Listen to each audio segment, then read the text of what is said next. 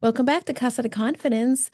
Friends, what happens when traditional Chinese medicine practitioner and a lifelong martial artist walk into a room together? No, it's not a joke. It's the origin of something extraordinary. And today's guests, Dana Pemberton and Colleen Robinson, are defining what it means to heal, lead, and live with presence. Their partnership is rooted in contrast, science and spirituality, instinct and intention, stillness and strategy, and yet it works seamlessly because their purpose is unified, helping people become their most aligned and power selves. Looking forward to this conversation. I want to welcome my guests, Dana and Colleen, who are the Digital Dojo. Welcome. I'm excited already. Me too. I want to hear those folks. You want to Thank hear you those, so much, Julie. right? Isn't it interesting how when people introduce us, we're like, who It's is that? it's amazing every That single happens time. to me all the time. It's Yes, like, that was oh my gosh. Well, it's a pleasure to have both of you here. I love it when I have couples that come into the show. We haven't had a lot, so you're an exclusive club. fantastic. Nice. Um, Thank you. but now, Dana, you're going to be, one of these cool dudes that we refer to in the show. So I welcome to the love club. it. You're in double clubs today. I'm game. Nice. Thank you so much. Now, you two are a fascinating pair. Science, energy, martial arts, mindset. What was the moment that you realized that this unlikely partnership was actually your secret sauce? Yeah, that is a great question because for the longest time, I mean, on paper, we shouldn't work. Isn't that the case sometimes? Yeah. And we wind down differently. Um, I'll be saying, I've got a great new fiction book I want to, Mhm. wind down for half an hour before bed. And Dana says, great, I'm gonna watch some MMA to wind down before Mhm. bed. Yeah, sounds like the partnership here at Casa de Confidence. And then Uh, we were just co-working with a client actually who just they had been seeing me and then seeing Dana, and mhm, we just had this moment of realization that if we worked on the same in the same session, mhm. uh, things would go a little bit faster. And then from there we started teaching together, and we all will sometimes hear things better from one person or another in one way or another. Mm. And we realized everything got faster when we were working together. Wow. I love that. And I think that it's sort of this dance that you kind of like you were doing your thing, but then you realize, hey, we can really build this wonderful choreography between the two of us. And I think that this is pretty cool. I want to understand a little bit more about uh, the work that you do. And most of us are walking around thinking, I know this happens to me all the time, thinking, oh, I've gotten over my past. And then we hit a wall and realize maybe not so much. How does the new agreement process uncover what we've buried?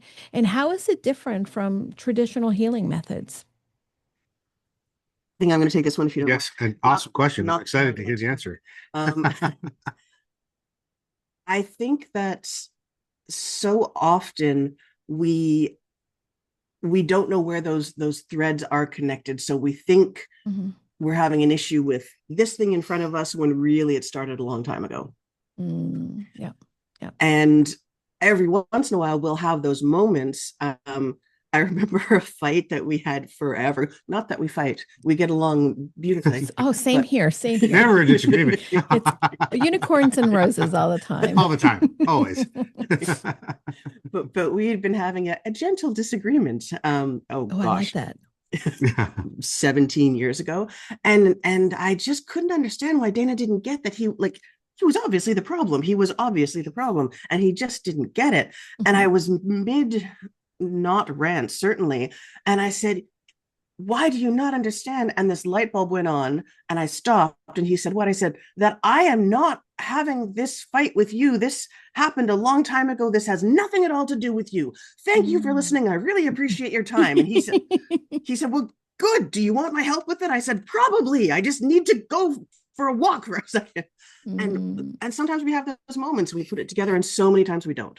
Mhm. Yeah, absolutely. So Dana has a process. He created the Black Belt Mind, and he has a process called AAA, Mhm. which is about acknowledging, accepting, and agreeing. And um, we were talking about it one day, and I realized how often he was using this. And he said, there must be a faster way. And this is my brain. I went, faster way? I can make a faster way. Yeah. Yeah. So we created an app out of I created an app out of that, and then we fine-tuned it together. Mhm. And what NAP does is it connects all of those threads. So you don't have to consciously walk through it. Mhm. We've deliberately made the wording, it's a really easy repeat after me process, so that you could just say this fight I'm having with my partner, Mhm. and your brain goes, oh yeah, you mean the one from a week ago and the one from a year ago and the thing Mhm. from 20 years ago. Yeah. Oh, pattern recognition. I think that, my brain really resonates with that. And I was thinking as I was looking through your stuff that a lot of times, so many of us, right? Especially when we're working with clients, we have clients that come in and are feeling lost and stuck, and even we ourselves feel that. And Dana, your background is in martial arts and that Mm. pattern recognition. And how does that translate when you're in this coaching session with individuals that are feeling lost and stuck? Beautiful question, Julie. Thank you. And there's a motif that runs through the martial arts in a very powerful way that is the cornerstone of the way I approach my work. And Mhm. whether I'm working with teams or individuals, personally or professionally, Mhm. the majority of my martial arts background is the Japanese martial arts. And in popular culture, you hear the term sensei all the time, right? Mhm. People Yep. think of Karate Kid and all those different movies Yeah, have right. popularized that idea. And generally speaking, in its more colloquial meaning, this word sensei means teacher. Mhm. Mhm. Traditionally, though, if you look back into the etymology of that word and the kanji and the characters that make up the symbols of that word, what it actually translates to is one who goes before you. So it's a little bit Mm, different than just being a teacher in the a typical teacher, sense right? that we think of Yep. it, right? Mhm. And that definition and motif has been very powerful for me because what it recognizes is a few fundamental things that really connect it to being a powerful tool of pattern recognition Mhm. and probably the most powerful form of teaching, which is modeling. Mm. So, So glad you said that. Yeah. oh, that's awesome. Thank you. So the Yeah. idea of being one who goes before you in life, Mhm. that's the whole literal translation means Yeah. that I'm going to walk down a road. Mhm. I'm going to examine it. I'm going to learn from Mhm. it. And then I'm Mhm. going to share my experience with you Mhm. down a road that I've walked before you. Yep. And that grounds the process in such a powerful way because Mhm. you're saying to a person, have confidence in what I'm doing because Yeah. I've done it before. Mhm. I, Yeah. I and I and I can't walk down the road for you, and I cannot walk down Yeah. any road that you choose to walk yourself, but I Mhm. can share my experience of walking down the Mhm. road Yep. with you. Yep. So what it sets us up to be able to do in that relationship is recognize that there's uh, no weakness or shame or fault in learning, Mm. and it turns the teaching process into Mhm. a process of modeling and sharing. When I Yeah. can look at a situation and say, well, I've walked down a road similar to that, or I've walked down this Mhm. exact road myself, and I've seen these things. Here are my observations. Yep. Here are what I felt. Here are the things that I felt.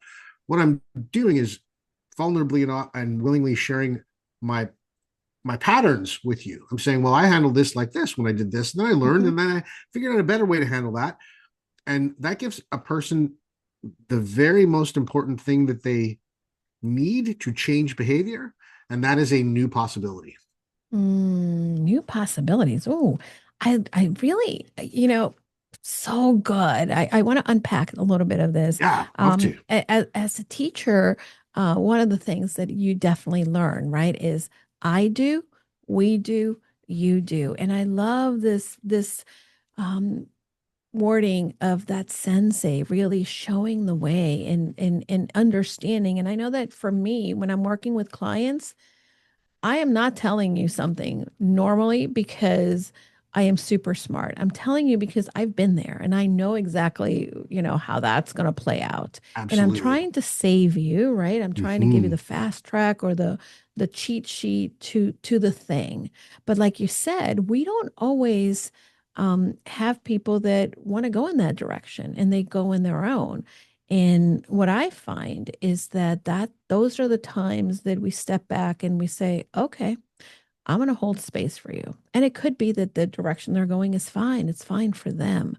But we're here to model and to show, right, what we have been able to do in the road that we have walked. And I just think that that's one of the biggest things that sometimes, right, in the personal development space, a lot of people think that we're here to do it for people or to tell Hmm. them what to do, which is really not the case. I can't hear. Sorry, I can't hear Oh, you. You went out for a minute there. I was just saying that that's beautiful. And I think I fully agree with you. And I think one of the things that you do so gorgeously on this podcast is you hold that space and you do it in such a way that every single person that's on there, I'm like, well, you've been friends for 20 years, right? So That's the feel. That's how it feels. That's how I feel.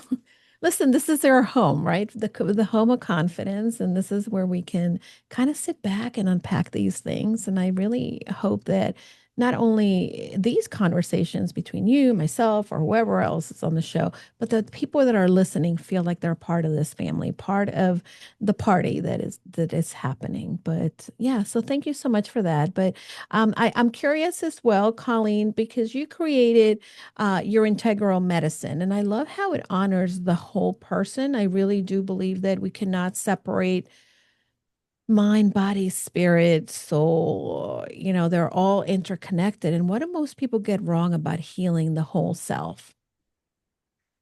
oh, you ask the best questions. Um, I would say hmm, that probably the most common thing is that there, whether or not we're conscious of it, we always have places where we feel like we are at fault. There are Mm, places where we're just flat out wrong. We should be ashamed. One of the worst things we ever teach anybody, you should be ashamed. No, you shouldn't. yeah. You should never be ashamed. Thank Yeah. you. Shame is that terrible feeling and that terrible emotion that sometimes is the one that really drags us down. Yeah. Yeah. And and so those places where we feel like, oh, this is my fault. I'm so stupid. I'm self-sabotaging. Hmm. Those are the places that we end up tucking away because obviously nobody can help with that because Yep. I'm the problem. Hmm. Hmm. And inevitably, when we uncover those pieces, not only do the emotional, not only does the emotional aspect ease when we realize, oh, I wasn't at fault. I was coming to a trauma end cycle for an old pattern that I was taught by my parents. Hmm. So I actually did beautifully with it. Yeah. But also, that's when physical stuff tends to start sliding back into place because everything's Yes. linked. Everything is linked. I think that the one thing that I learned in my late 30s, early 40s, that you cannot separate it. I know that when one is out of whack for me, surely it's going to show up somewhere else. And it's not something that we can silo. And I think the struggle for a lot of people is when I'm going to silo my health, my physical health. I'm going to silo my spirit or my intellect. And these things are just sort of everything is part of each other. And I know that maybe there's a listener thinking this is a little too woo, but stick with us because I think that this is such a juicy lesson, at least for me, it has been.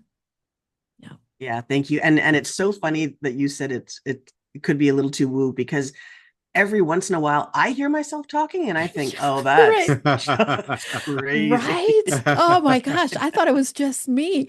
I just had a conversation about this earlier.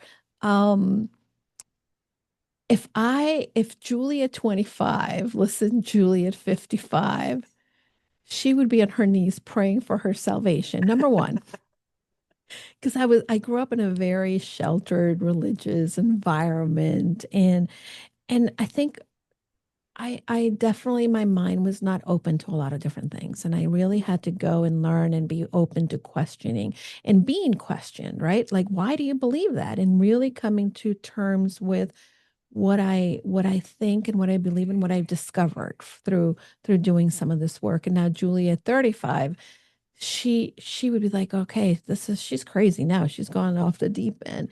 And the Julie at 45 now is the Julie that says, wow, we've come a long way. I'm so proud of that girl, you know? Yeah. And it's so interesting, that whole evolution of how that comes about. So, Yeah. do you feel like that for yourselves? Oh yeah, Very much absolutely. so. I love the science of it because when I start feeling like this is too crazy, I go back to the science and I go, Mhm. right, it's not Yeah. crazy. It's just taking science a while to catch up because we Yeah. have to prove it rather than Agree. feel it. Oh, I know. Absolutely. And I think that that's the thing many people struggle with, when they need to see that concrete evidence, because for whatever experiences they had at an early age, it caused them to create this wall or defense mechanism where feeling is, I don't want to feel that. So I need to just look at it from my intellectual mind, because they're afraid of what they can feel. Hmm. And then they cut themselves off from their power. Yeah. Oh, absolutely. Now, tell me a little bit of, when do you feel, and I guess for, well, I'm going to ask it a different way. Sure. Because you work together and you know each other well, what are ways in which your partner cuts themselves off of and gets in their way? Uh, Anyone's partner or No, ours? your partnership. Oh, Yeah. So awesome. you can answer that one. I'm curious. Um, you've just like made my mind go, and it's been happening since I'm putting you on the spot. no, I Okay. love That's it. great. I love it. And in fact, in many ways, you are being a great sensei for us right now. Oh, Which well, I thank you. oh, you're welcome. Oh, that's so kind of you. Oh, Which I really appreciate because hey, you're this has been Tell Julie How Wonderful She Is Day. I, It's a I good day. I it's had a kind of lady today, and good for you. she is, by the way, this really cool woman, and she's in her 80s, but she's worked for like the Miami Heat. I mean, like big people, right?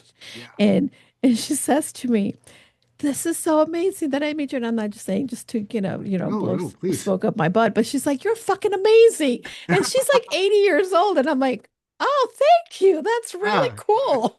honestly, So we must be doing something right, right? yeah, I have to agree. You are creating a very, very generous space for us, very Thank effortlessly. you.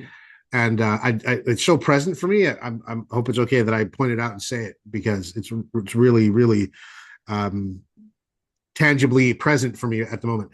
And it's kind of connected to a very similar dynamic that is coming up around your question because I see in a very powerful way Colleen do the same thing, right? Just and I'm quite moved by it, like I am with you today. I'm always moved by it when I watch Colleen do it because I learn from it, and that's why I'm saying that you are our sensei today Mm, because you're very generous in your expression of what it is that you've experienced.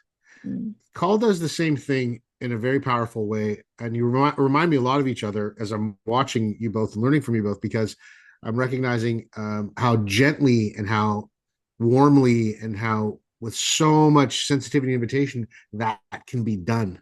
So mm, sometimes I watch Call with such great intention to create that space for people, not entirely recognize just how powerful it is, mm. right? And not trust how powerful it is, Yeah. and not out of her ego or her self doubt Mhm. necessarily, but that almost what I would call that little disconnect, Yep. comes out of her desire to soothe pain and end suffering as Mm. quickly as possible.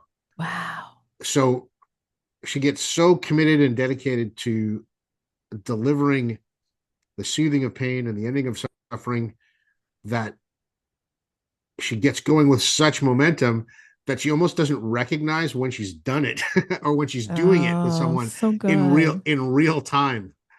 Yeah. And it's kind of neat for me because I get to learn from it. Mm. Forever a sensei, forever a student. uh, Absolutely. and it's really cool to watch to Mhm. watch you doing that with us today in this environment, to make the connection between, oh hey, that's what Call does in her way as well too. That's pretty cool.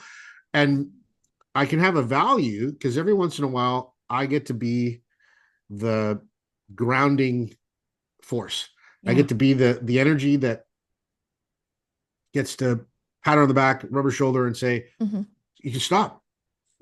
You did You did it 10 minutes ago, Yeah. Oh, that's and cool. and now you're just here Mhm. in that extension of that intention to just Mhm. make sure that the person's doing well."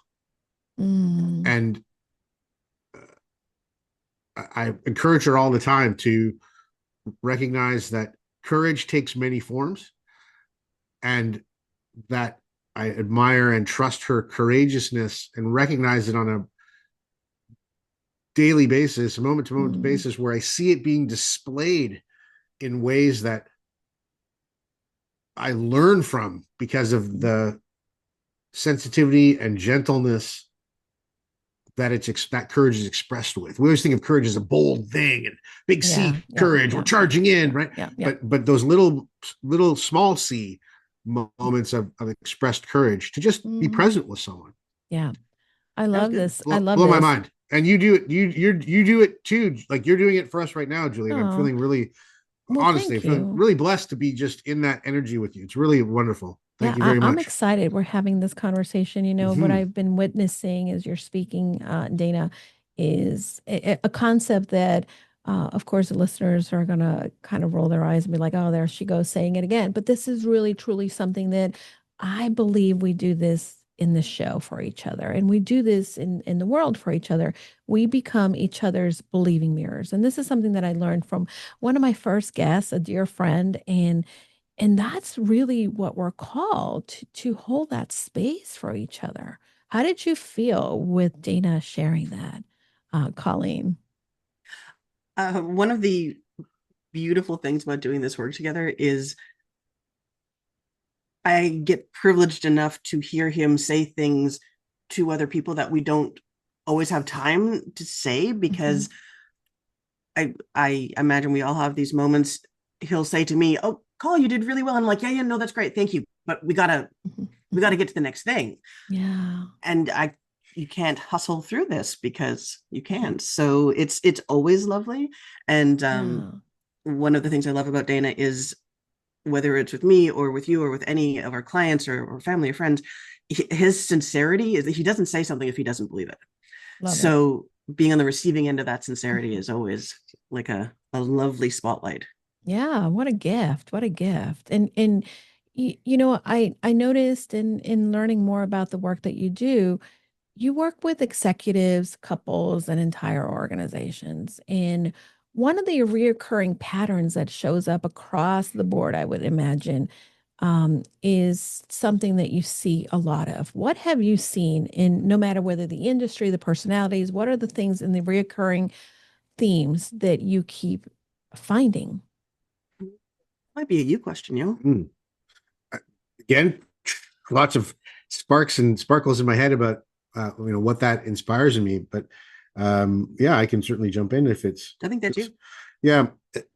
So cool, Julie. Thank you for such sensitivity and insight to be aware of where openings are occurring and where questions will be really fruitful. Mhm. Um, and I'm hoping that I'm going to cement my place in the cool dude club by approaching it in this manner, because I know so much of your work is dedicated to feminine empowerment, and I love Mhm. it. because Mm-hmm. one of the things that I see typically throughout all of my work, but particularly in a professional and corporate environment, is people being trapped by really truncated and old definitions of masculinity and femininity. Ooh, that's a good answer. That's a good answer. Yeah. Oh, gosh, Oh, thanks. hold on. Yeah. Hold on a minute. Oh, Yeah. I'm going to clap for that. Oh, awesome. I Okay, used to so have a first off, pom-pom and I don't know what I did with it, but I found the that's clapper. amazing. So And where do we get one? That's you can get this from Andy Lyons, friend of the show, who is the founder of the New England Podcaster Group. And if oh you my go to God. look at their Instagram, you can see us when we have meetings that she makes us clap for each other. So So isn't that fun? fantastic. Have to get one. So good. Yeah. Yeah, well, I'm glad that sparked something Mhm. for both of you, because as you were asking that wonderful question, that your question sparked to that. I was like, well, yeah, what do it? I'm like, oh, Mm. right, yeah. So, and I can relate it to my own experience and connected to why I really enjoy working with women and Mhm. learn a lot from working with women. I'm really genuinely privileged and honored when I get to work with two accomplished women like the both of you Mhm. right now, because Oh, thank you. it reminds me of how differently I can approach and express Mhm. and contain and receive things from a person, because Colleen has a nickname for me, and we can tell you the origin story of it later, but my nickname is Adventure Joe. And Adventure Joe. yeah, I yeah, need to know the story yeah, behind this. because I basically because I'm Colleen has dubbed me my own action hero. So, Oh, love it. and where that lands in a very fun and enjoyable way for me is that it's a short form way of expressing a part of my personality that is really present and very true to me. I like to take action. Okay? I like to Mm-hmm. step forward, assess, acknowledge the situation, assess it, and act. Mm-hmm. And that has come from growing up in a military family. My father was in the Right. military. I was headed there. Myself had some opportunities to go into professional sport, so that sort of took me in a different direction. Mm-hmm. But that ethos is very much in my mind and in my heart in a very genuine way. Yeah. And yet there are times where I run into situations and I recognize that in what I'm calling the more traditionally masculine way I want to take action, Mm-hmm. that's not the action that's most effective. Oh. So I stop and I have to go, okay, what else would I do here? And I look at it from a standpoint of, well, I know a lot of powerful women. I have a lot of powerful women in my life and around me. I respect them all. What would they do? So it Mm. speaks to this to the direct experience I've got of uh, how powerful the ownership of feminine energy, what we typically think of as feminine energy, uh, is in a Mm-hmm. professional environment. Because what it tends to get people to do is stop and listen, not just Mm. hear, but actually Yeah. listen. Listen. Right. So I Mm-hmm. say in my work a lot of times the difference between hearing and listening is that when you're listening, you can actually list the things. Mm-hmm. A little acronym I keep it simple in my head with, because when you can list the things you've heard a person, You've heard it. Yeah. you've paid attention to. Well, this is what I'm experiencing. This is why I think I'm experiencing this. Mm-hmm. This is what fear it's causing. All of those things are tremendously powerful. And I see Colleen and I have run women's groups for many years together, and it's really interesting because I run a men's group sometimes, but I do the men's group by myself, whereas we do the Okay. women's group together, Mm-hmm. because I get to sit back in awe and watch when women are safe with one another Mm-hmm. and um, feel trusted and trusting in an environment. The Yeah. speed and accuracy and exquisiteness of their communication is mind blowing. Like I Mm. have my jaws on the floor most of the time, and I feel a lot of the times that it's just my presence that's required. I don't have to say much. I don't have to do much, which is kind Mm-hmm. of tying to the ultimate point I'm trying to make. Um, but I feel so honored and so trusted to witness women who trust each other communicate with one another. Mm, And so I take that lesson into the boardroom with lots mhm, of executives and try to help the men understand that sometimes all we have to do, the most powerful action we can take, is to be there, mhm. be present, and listen. And then on the flip side of that, I always try to remind and inspire women to remember just how powerful that is, Mm, and to use it in a manner that yeah. is right akin to leadership, is right aligned with leadership, that is Mhm. a necessary part of leadership, Mm, and to have them believe in themselves more in terms of offering what they have to offer. yeah. That's really one of the reasons I started this work, specifically when I launched, and I knew that I wanted to work with women because being in the boardroom, in I've told the story countless times, being in the boardroom, not only do I tend to, what was I one of the few women, but the women that were there with me really didn't feel that they belong and didn't really feel and understand that there was a certain level of power. And I could see the gift, the power, and even now in my clients, a lot of times, I see what incredible individuals they are and how they're really impacting and how they're really.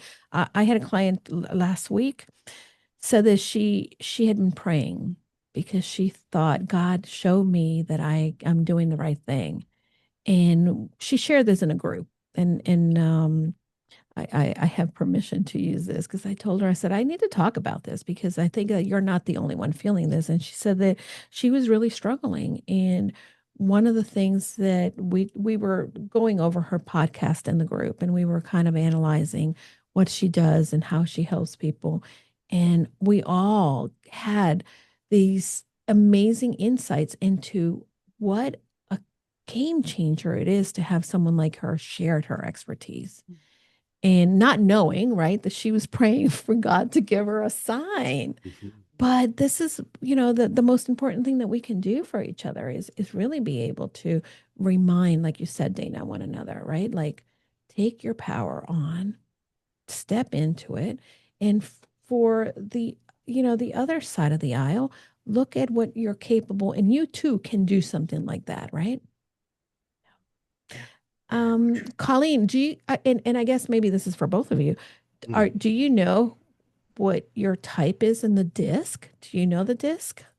I don't know the disc. Oh, you should know the disc. It's one of my favorite personality profiles. Oh, cool. We Oh, love those things. I'm Yeah. Self Well, knowledge, man. making a note so right now. I'm going to be very, so actually, you know who has a really good comprehensive disc is Tony Robbins. Oh, cool. Ah, So the disc, is used a lot in the corporate world. And what it does is it breaks down the personalities into four different categories. The D is a dominant personality. The I is that influencer personality, conscious for the C, and the S, I guess, is supportive. And depending on what your style is, and some of them are your innate style and some of them is your adaptive style. So for me, I'm a D, a 99% D and 99% I. So I am like rush, like you're saying, Dana, I'm going to rush in, like I'm going to tell it, I'm going to go in, but I'm also like that, ooh, I'm so happy social person. Right. And my other, the S and the C don't come naturally to me, like the detail oriented, the very supportive. I've had to learn that in my career.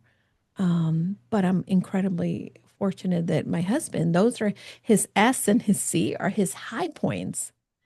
And he now is learning to, be more of a D, more of an I as well. So you guys should Cool. check it out and see where you fall in the Yeah, I spectrum would for love that to. because it's very Thanks, cool. Julie. fascinating.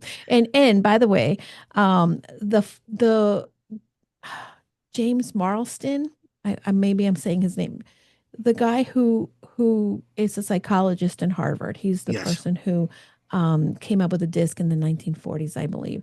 And he did a lot of research, right, in these personality types. He is also and I'm sure my husband will correct me if I'm wrong. He is the person that, um, I guess, not invented. What do you call Dan? He created Wonder Woman. Oh He's the yeah, that's why I creator of knew Wonder that's Woman. why I was familiar. Wasn't familiar with the disc, but I was familiar with that name. I'm like, oh yeah, I know who that is. Yeah, That's and right. yeah. Awesome. And then, of course, we can go down the rabbit hole of how, his wife worked with him. And also, he had a mistress, and the Wonder Woman character is a combination of both his wife and the mistress, which, by Wow. the way, when he died, moved in together and lived together. So Right. go down the rabbit hole, people. Go Yeah. check it out. Yeah. Yeah. But yeah, so the disc it's a really fun thing that, a lot of times it has helped me say, wow, I need to show up. And for my clients, knowing like, okay, this person, it's going to it's not the person to put themselves out there to like take charge right away. Mm. It's very important. I'm sure that that's a lot of the work that you do as well. Now, do people have to be ready to do the work? Mm. Oh, Wonderful question. Really wonderful. it's so funny. I tend to be a charging person, but your questions really want to sit and percolate in my brain for a moment. Well, listen, you're my last appointment, so I can stay long. I I'm don't really good. feel like I Percolate, could talk to you percolate. all day, Julie. So we're Oh, good with thank whatever you. time you've got, my dear, because this No, is it's so awesome. fun. So This is really fun. awesome. Because it's funny. I actually have one quick answer to your last question, if I may Okay. take Yeah, us back for a please, moment. please. I didn't want to move on so fast. So, That's the D in me. Sorry. well, no. It's just it won't leave my brain. They did a study ages ago. There was um, a medical doctor was studying these nuns because in this particular convent, these nuns never got Alzheimer's, never got dementia, and they were trying to figure out why. And Oh, so, right? Have you? fascinating. Yeah. So they were trying to figure out: is it the food? Is it the water? Mhm. Is it the prayer? Is it the air? We don't know.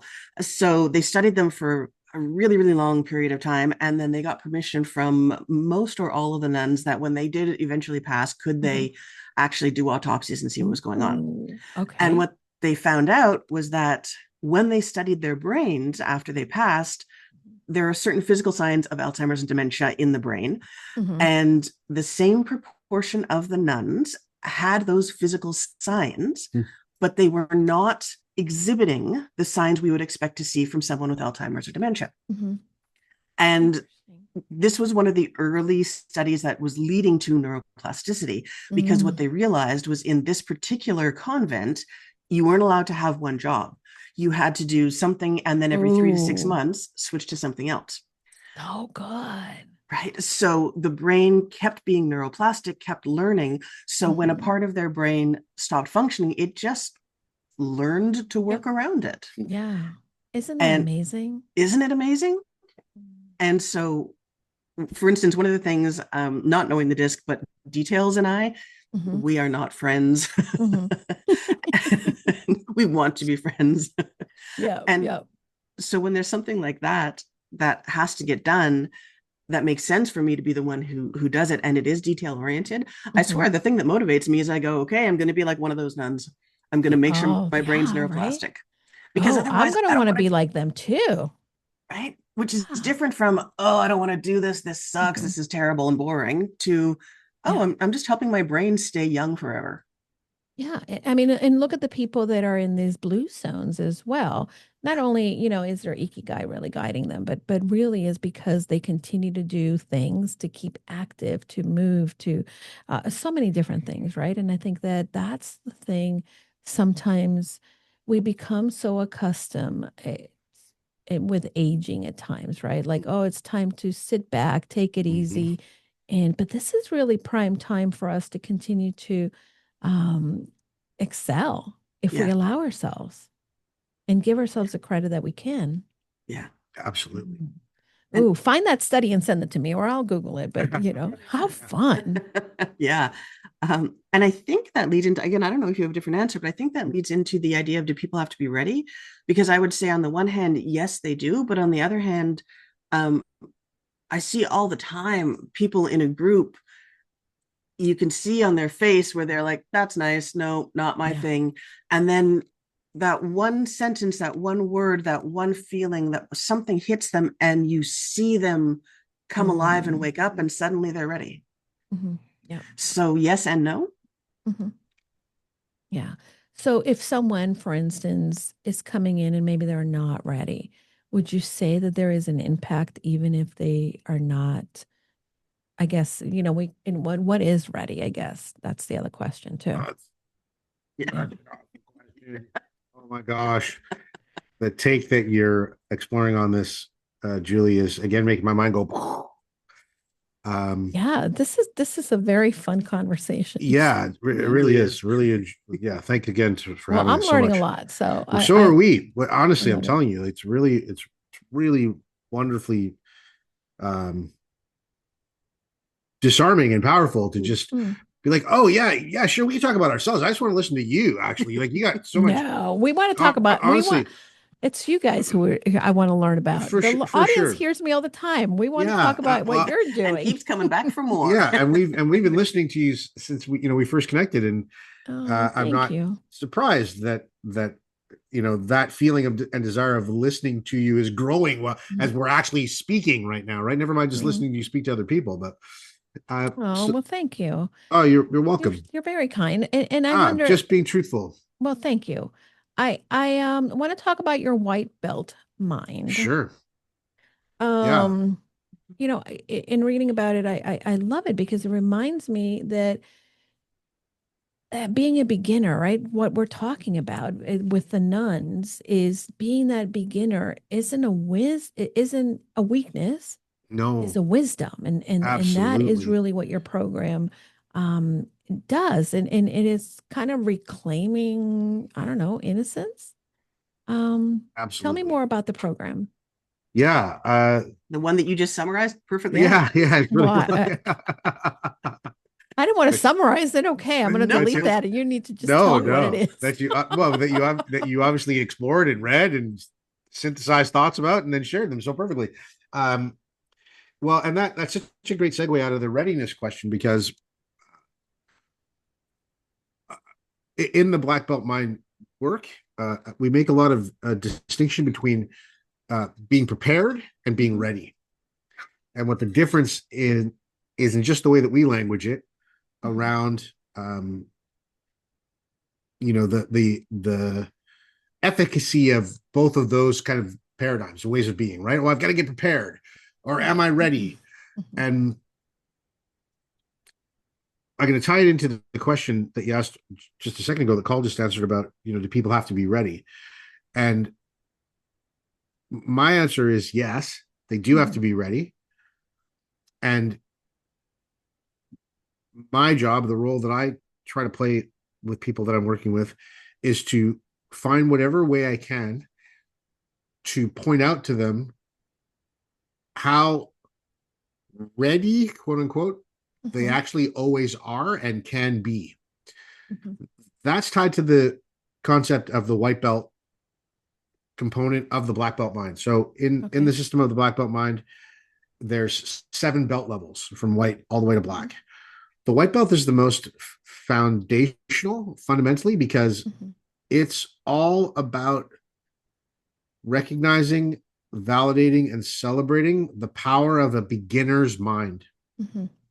and how important it is that for all the other belt levels, as we grow in proficiency and build skill, that the foundation of growing those skills continually is even at the black belt level to recognize the importance of always approaching things in beginning your Yeah. learning with a beginner's mind. Mm, And that ties to the innocence aspect because it gives permission to remove the shame mhm.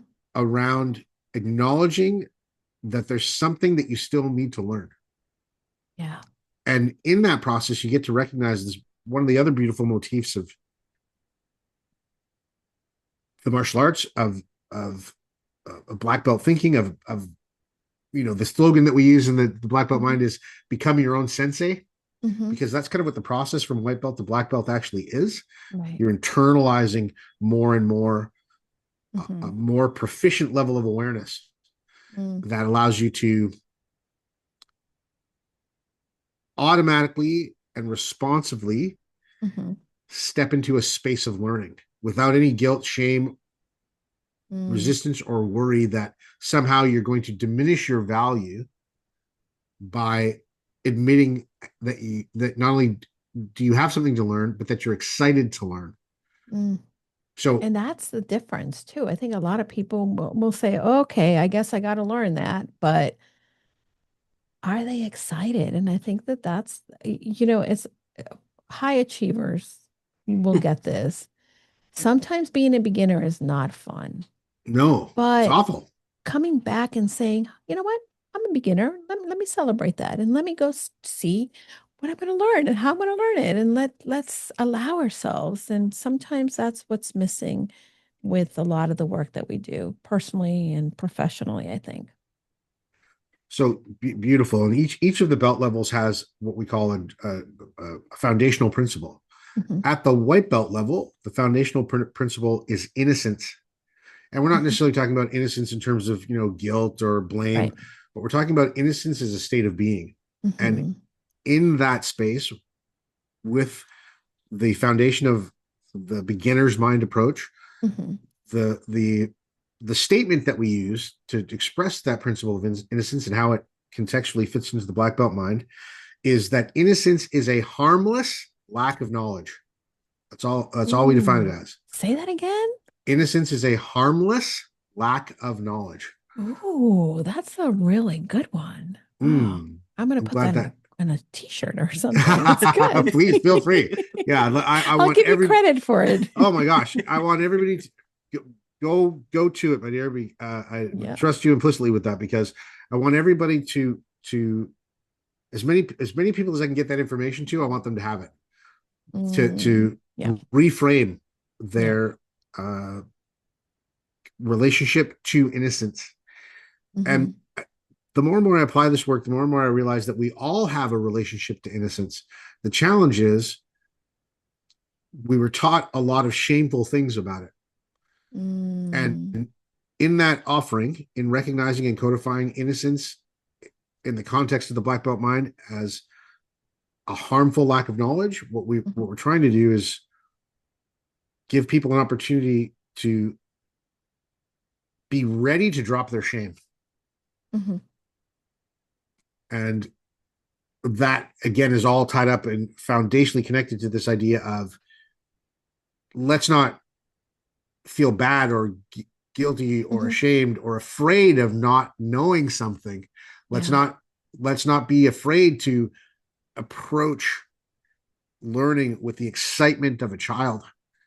Mm, And yeah. that foundational belt, we always say in the dojo that the white belt is actually the hardest belt to get, Okay. I because like that. it's the belt that signifies you've acknowledged and accepted and made an agreement with the idea that it's positive and could be very possibly beneficial to you to admit that you don't know something. Hmm.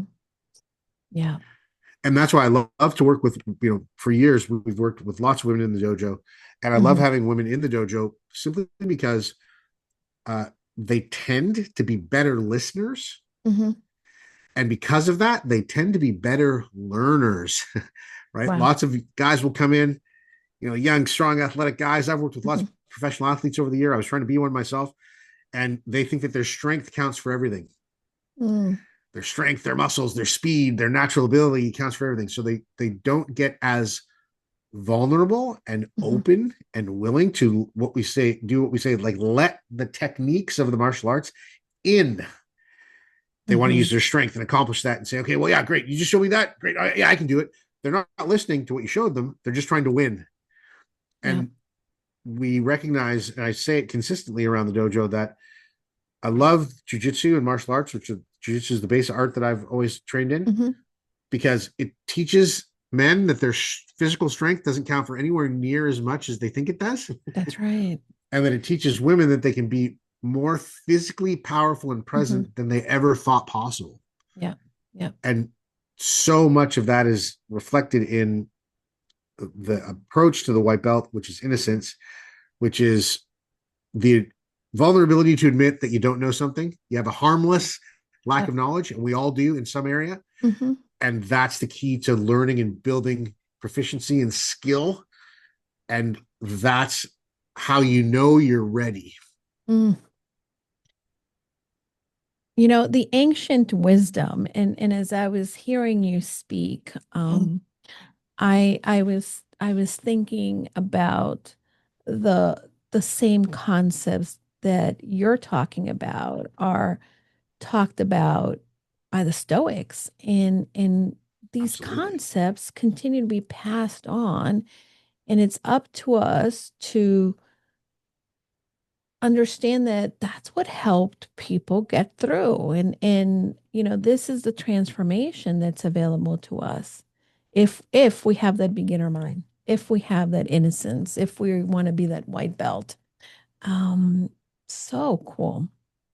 So many different directions, and I wonder, Colleen, for you, you know, I talk to my clients about confidence all the time, and we talk about habits, and we talk about all these different things that they need to, you know, work on, right? And it's not, confidence is a feeling, confidence is the byproduct of having the competency in any giving skill, right?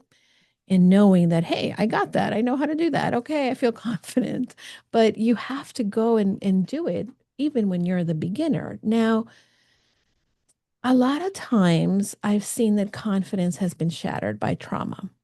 How do you help someone rebuild from that place in which maybe that trauma came and really shattered whatever they had built as far as confidence?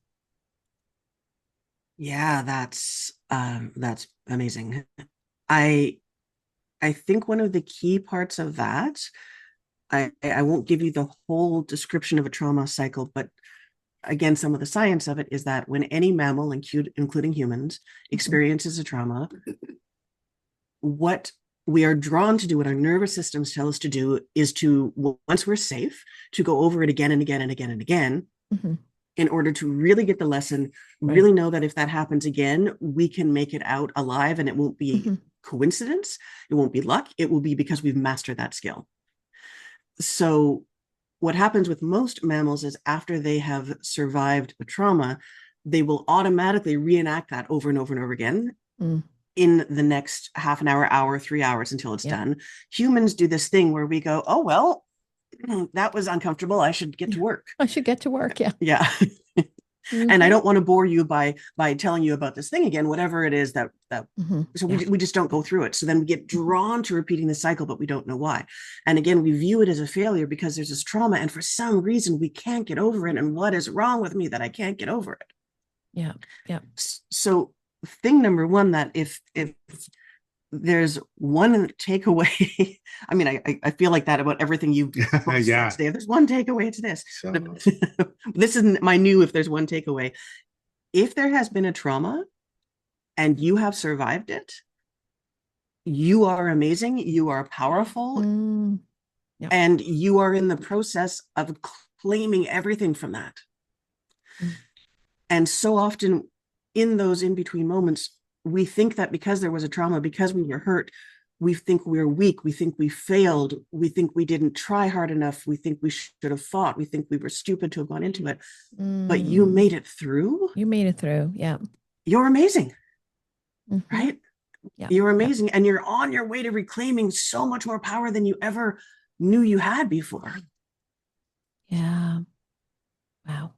So I could go on because it's one of my favorite I, concepts, but I I I think, you know, and again, these concepts that we're unpacking are incredibly powerful. And this is your lane. This is where you guys live and the work that you do. Um I Wow, I could keep going. us too. I want to know what you have to It's so say interesting. because I keep thinking, oh, we can dig into that. And then you go into a better Right? area and then I it mean, we keeps could getting do like a whole better. series on Yeah. this. Oh my gosh, it's just I could just honestly we could talk to you all day. Yeah. Let's do some rapid fire. Are you game? Sure, yeah, Yeah, please. Okay, Sure. absolutely. hold on. Um, what do you say when people say I'm just wired this way? Oh, it's rapid fire. Uh, awesome. And how can we expand your wiring? Okay. Mine's even simpler. I just say, okay. Honestly, Julie, That's good. I just accept it in that moment. And it disarms them really quickly because they think that they're putting it forward as a barrier for us to not work together, for us to, maybe stop working together, for them to not be able to make the progress that they want to make. And I answer it in that simple way because I accept it. Great. Good. So let's keep going. Because that's a, to me, an expression of vulnerability. If a person lands in that space. And if they're being vulnerable, then I know they also have the capacity for courage. And courage we can build on. Yeah. Every time. Yeah. That was awesome. That was a medium fire. That's right. Yes. That's really good. That's really good. I thought my okay might have been too short, too rapid fire. Listen, that's the honest truth. I just say, okay. It works for me. It works for me. And I feel like I want to follow up on that, even though it's a rapid fire question. Do you think that that's we a can come back truth? if you want? I love do the you rapid think fire. that telling someone I'm just wired that way, that's just how I am, is that a convenient excuse or is it just like their truth? What I would call that is a part of their miseducation. Nice. So it's a truth that's true to them in that moment. And I'm going to honor it in them. Okay. Makes sense. What do you think of when I say leadership is a title? I think that it is part of our joyful responsibility to continue to earn titles rather than let them sit on a desk. This is so fun. Because my honest, I want to be vulnerable here too, talking about courage and vulnerability. I would answer that with, okay, leadership is a technology. Oh, I've never heard it called that. This is why I keep him around. He says things and I'm like, right? I've never. Brilliant. That would be my response. If leadership is a title, I'd say, awesome. Leadership is a technology. Yeah. You want to say more? I can tell. I'm always happy to say more, but anything you want to know more about that, Julie, I'm super happy to answer. But I also am really loving this rapid fire dynamic, so I don't want to slow you down. So there's two types of people that typically are entrepreneurs, right? And there's more, but two really come to mind. So,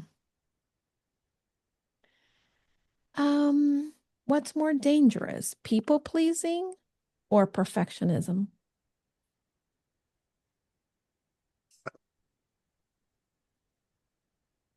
Me first, you first. No, I've been letting you go first because she's gonna think on it. Yeah. My initial answer to that is both of those are trauma responses. So as such, they are a sign that the danger has passed, but we still feel like we are in it. Yeah. So neither of them is inherently bad. And that being said, once we realize we're doing them, it's our indicator to say, oh, I'm still in this trauma response. This is a good notification for me to allow myself to really focus on that and let myself get through it. Oh, so good. And I think that that's exactly it. I think, when I go into that perfectionism mode, I think, Julie, come on, what's going on really? Because it's so easy.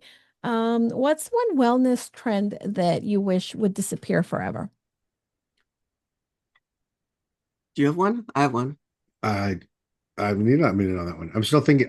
I'm still really loving the She said the perfectionism, people pleasing people and pleasing one. Yeah. perfectionism still. Yeah. I was just my answer to that is just simply perfectionism, hands Yeah. down. Yeah. Okay. Interesting. Perfection much more than people pleasing, but perfectionism, hands down. If you have an answer, please go for the next one. Oh, for the wellness trend. Mhm. This is the only way.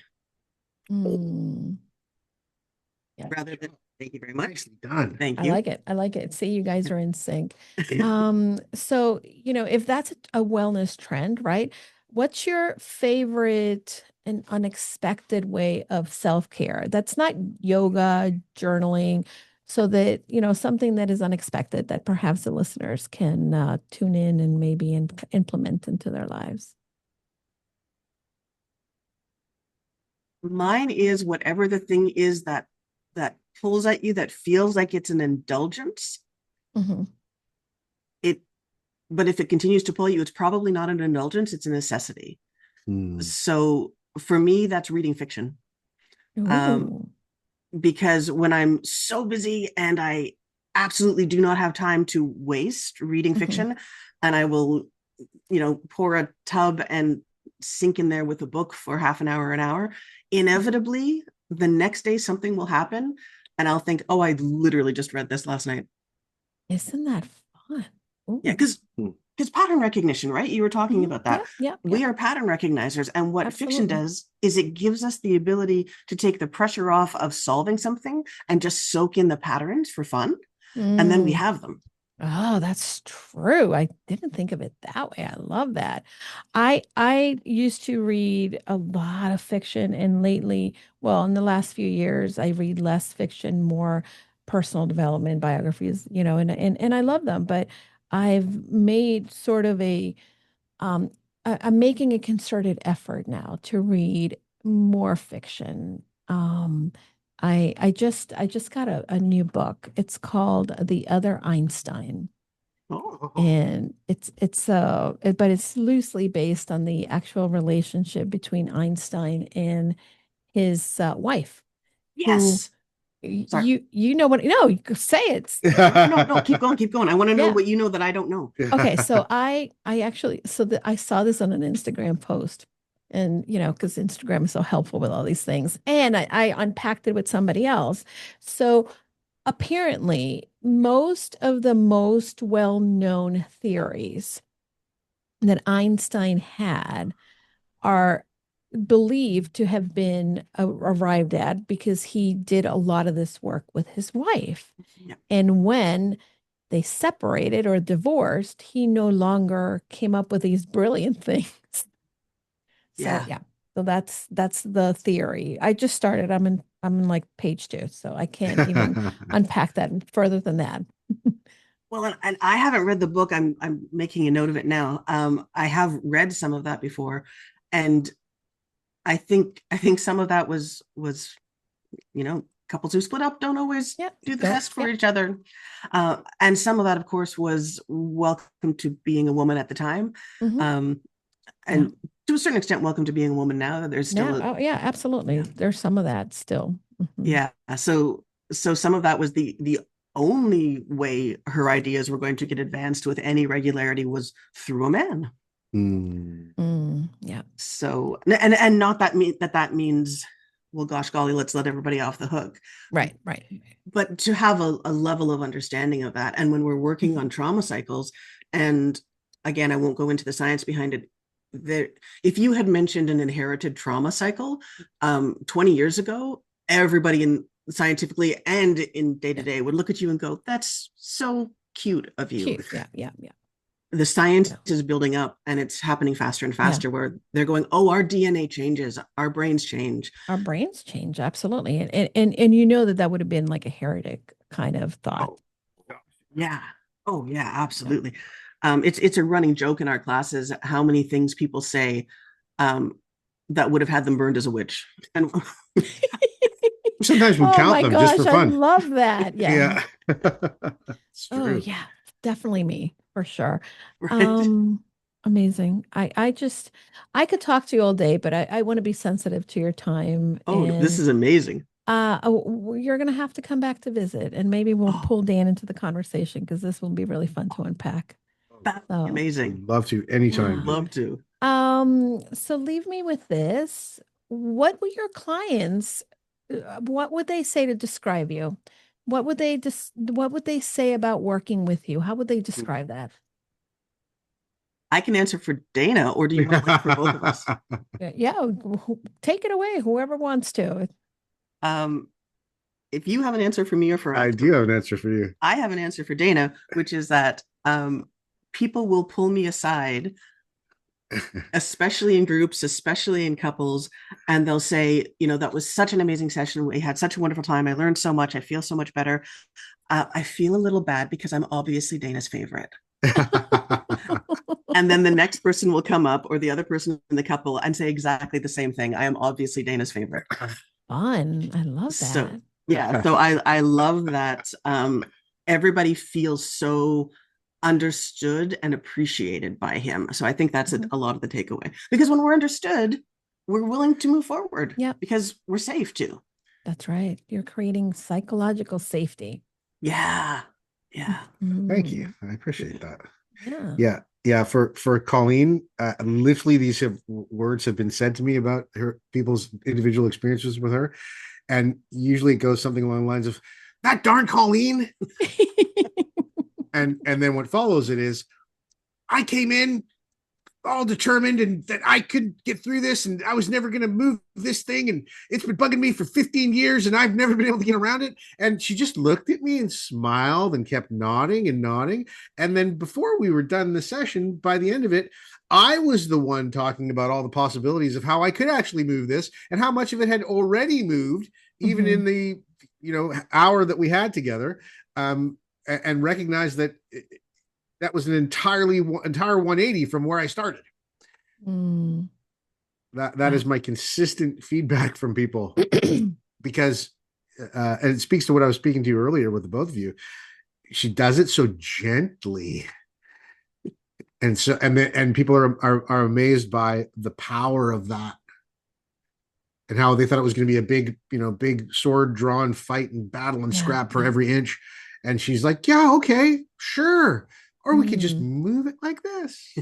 Oh, it's an art. Colleen, amazing. I need to learn more from you. That's awesome. So the digital dojo .net is where people can find you. Where else are you hanging out online? And how do people connect with you, leverage this wonderful goodness for themselves? Yeah, we're trying more and more to list everything on the digitaldojo.net. And honestly, we should have said it more times out loud before we used it because it's weird to say sometimes. No, I have a hard time. Sometimes my tongue doesn't go that way. No, I have a hard time every 10th time I say it, and I say it a lot. Because your powerful brains are moving faster than your tongue. I think that's exactly I it. think that's what it is. I'm telling you. So you can find, like, we're listing all the fabulous podcasts that we've been on there. Mhm. That page is coming up. We've got a free 3-day mindset reset on there, so people can have a little taste test to see if there's anything on there. The wonderful woman who, I'm so sorry, her name is escaping me, who was talking about email marketing, was Liz talking. Wilcox. Thank you. Liz was awesome. Liz was awesome. I'll And connect you. I'll send Oh, her an gosh. email and introduce you. Oh gosh, would love to. Yeah. And she was talking Love that about episode. making sure that you say, here's what we want to give you, and here's what we have to sell as well, to let people know the fullness. So Yeah. we have a free white belt introduction on there. We also have some 6-week digital classes on there that you can take at your own pace. We're just really starting to expand into YouTube, which is really fun. Ooh, me too. How fun. I need to go check you guys out. Yeah. Please do. And we've already followed you and found you. Yeah. Oh, thank you. Yeah. And we're really learning. I'm learning how to use Instagram because I don't know how to use Instagram, but we're on there now as well. Yeah. Okay. So we're on. Well, come hang out YouTube. with me a couple hours. I'll walk you through the IG. Amazing. Yeah. Amazing. Yeah, Yeah. take me up on it. That's You're fun. very good on it. Yeah. Well, I was a beginner once upon a time. There you go. And I'm learning every day. Yeah. There's actually a new functionality on Instagram. Um, you know how you can post reels? Yes. Well, now Instagram so reels typically are shown to your people. Um, but now you can post reels. I forget what they call them. Private, no, secret reels. I don't know, but you post them and Mm, they don't go to your followers. They yes. go to other Oh, people who don't follow you. And then the yes. people That's who are your followers can't see it, but it's interesting to see. And a lot of people are actually going viral because their yes. content is hitting brand new people. So super interesting. And now Yeah. in Facebook just announced that they are not, you can't, everything that uploads as a video is going to be a reel, not a video. So that's the other Mm, thing. Oh, and CapCut just announced, and I know I'm dating myself here with this, but no. if you use CapCut, go and make sure that you check out their new terms of service because Oh, they're very onerous. And a lot of people Oh. are right now advising against using it. And because Ah. you're Thank you, Julie. signing away your rights to use them, so if you upload a video, it's theirs. And Oh. if No. and then they can sell it, use it for advertising for other people. And if other companies sue them, you're liable as well. So go check that out. Wow. Oh my gosh, that's great Yeah, oh, heads up I for did us, a Julie. deep Thank dive you. into this last night. I'm like, oh my Smart. gosh, this is oh, so crazy. But yeah, so Instagram is where they find you. They can also find you at the digitaldojo.net, and we'll have Yes. it all in the show notes. And Colleen and Dana, thank you so much for coming to Casa de Confidence. Oh my gosh. Yeah. Thank you so You, much for having us, well, Julie. you have an open invitation. Come back. We got to have you back. We'll have another party. But thank Oh, you would for love it. joining me. And my friends, what an amazing conversation. This is going to go on the books as one of my faves, moving up to the top. So make sure if you heard this, go and let Dana and Colleen know what you loved about this. What was the one thing that really resonated with you? And of course, if something resonated with you, you know that this also resonates with that friend or family member or even stranger that perhaps may be able to get some of these tips and tools in just goodness for their own tool belt and for their journey to confidence. So, thank you, everybody. And until next time, don't forget, go confidently in the direction of your dreams. Bye, guys.